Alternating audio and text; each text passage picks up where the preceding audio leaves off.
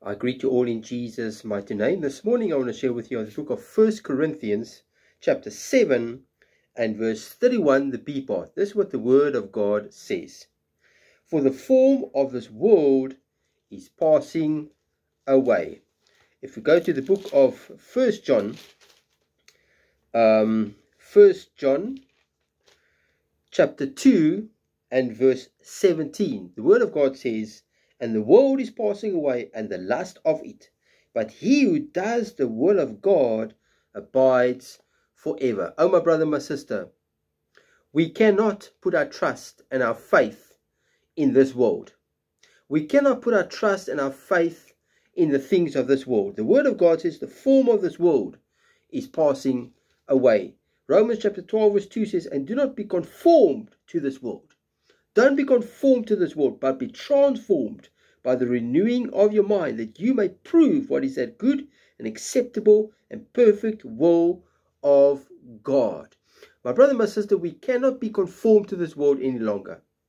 We cannot be conformed to this world any longer. James chapter 4 and verse 14 says, whereas you do not know what will happen tomorrow, for what is your life? It is even a vapor that appears before a little time and then vanishes away.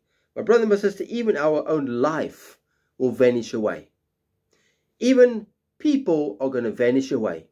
We're putting our trust in people. People, you and I, we will vanish away.